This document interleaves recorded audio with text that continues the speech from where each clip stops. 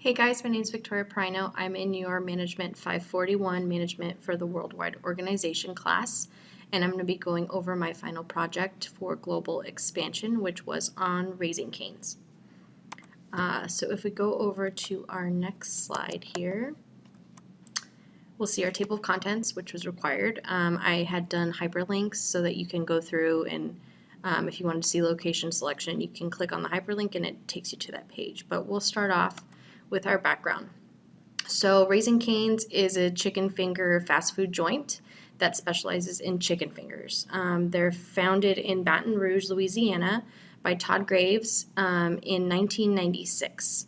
Their vision is to grow restaurants all over the world and be the brand for quality chicken finger meals.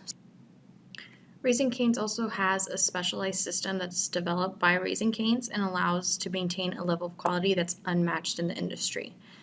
Their commitment to having this concept that allows them to not really compromise the quality, not cutting corners, and also their menu is super simple in that they only offer 3 or 4 products, so it doesn't clutter and make it confusing for the customers. The selected country that I decided to move into was Germany. So if we continue here, we can see our competitive advantage potential for globalization.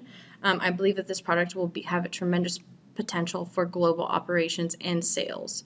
I found an article that said Raising Cane's increased sales by a whopping 25.9% in 2016, reaching the #1 spot on Nation's Restaurant News annual list of fastest growing chains by sales in the United States.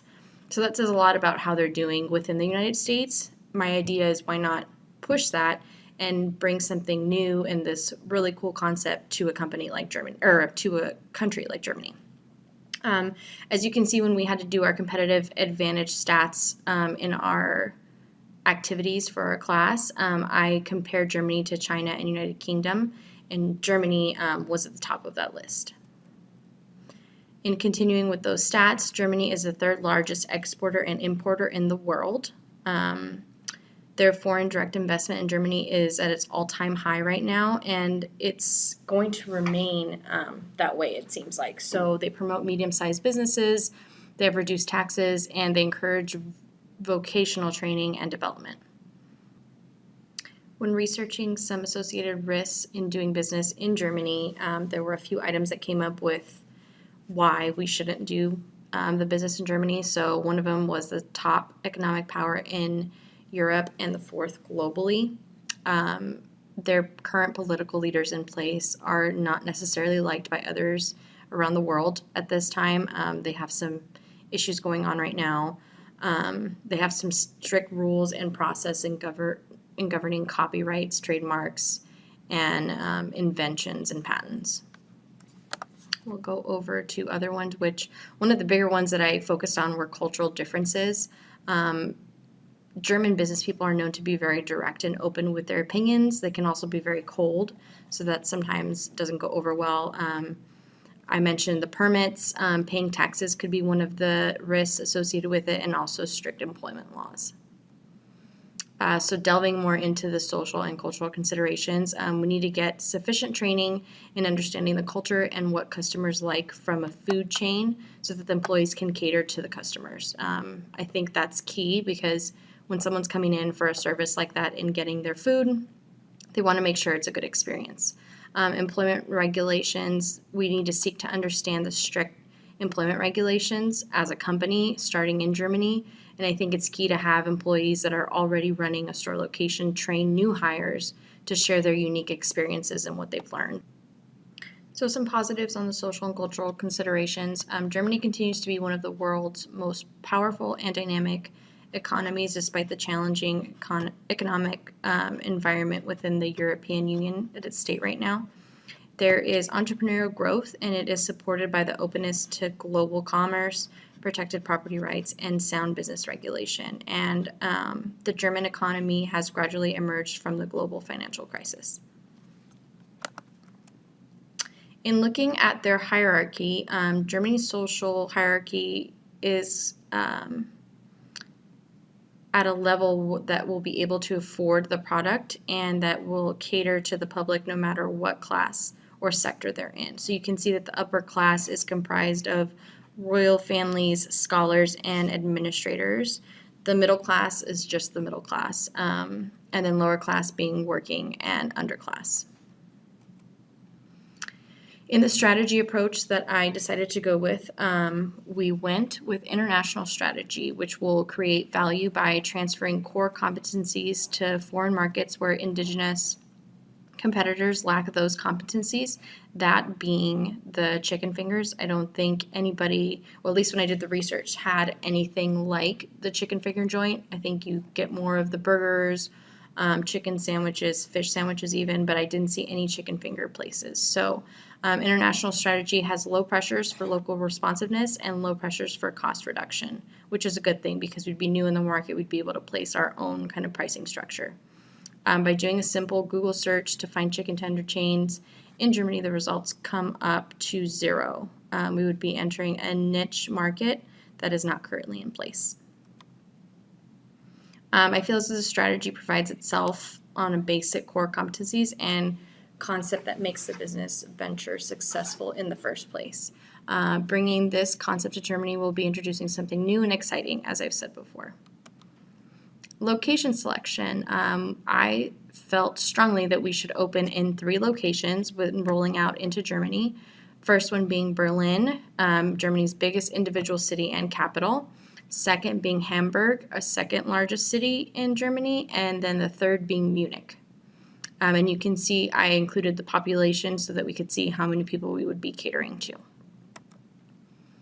The 6 main American fast food chains places in Germany are mainly found in buildings along pedestrian areas and in some larger train stations. I know in a lot of our readings we had covered off that depending on where the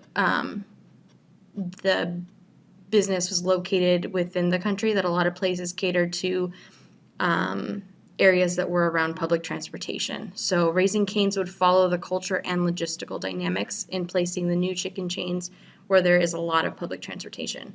An interesting thing that I found was that drive-thrus are not common in Germany. So to prove this, a cup holder in a car is an optional feature and compared to where it's a standard feature in America. So our chains, I don't think, would have drive-thrus. For my entry mode selection, I'd selected a joint venture, which is establishing a firm that is jointly owned by 2 or more otherwise independent firms. The advantages to this were access to partners' knowledge, sharing development costs and risks, and its political acceptance. The rationale behind this decision was having local partners' knowledge. I really felt as though with them being in a political state that they're in, acceptance was key, especially for a food chain, and it could be a nightmare trying to get market acceptance from the locals. Local partners provide experience and the right connection on getting things done the right manner in which your company and culturally fit.